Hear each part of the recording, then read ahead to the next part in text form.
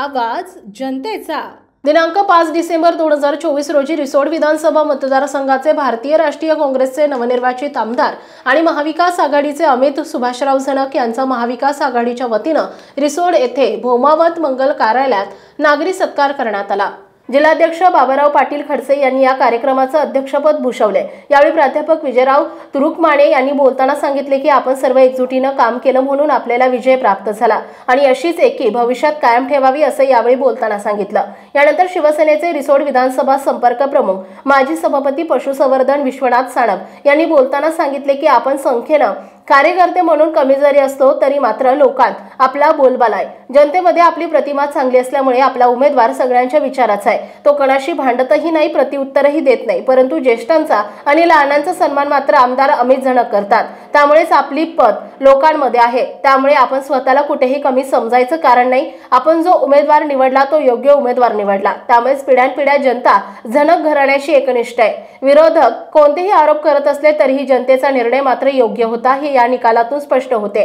महाराष्ट्रातील माहितीचे नेते यांनी महाराष्ट्रभर काय काय केलं आणि घडलं हे सर्व जनतेला माहिती आहे। निर्णय कसे बदलले जातात याविषयी बोलणं आता तरी योग्य नाही, परंतु आपण चांगला निर्णय घेऊन आपल्या उमेदवाराला चांगल्या मताने निवडून आणलं याबद्दल मनापासून आपल्या सर्वांचे आणि जनतेचे आभार। आमदार झनक यांना पुढील वाटचालीसाठी शुभेच्छा।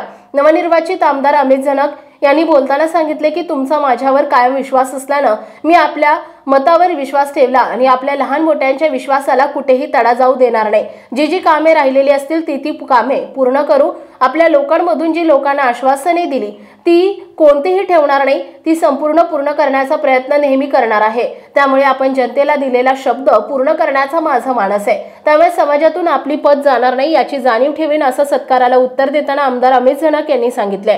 यावेळी तालुक्यातील शिवसेना उद्धव बाळासाहेब ठाकरे, राष्ट्रवादी शरदचंद्र पवार आणि भारतीय राष्ट्रीय काँग्रेस आणि सहकारी मित्र पक्षाचे सर्व पदाधिकारी कार्यकर्ते या कार्यक्रमाला उपस्थित होते। या कार्यक्रमाचे प्रास्ताविक प्राचार्य मोरे यांनी केले। आभार प्रदर्शन नारायण आरू तालुका प्रमुख यांनी केले।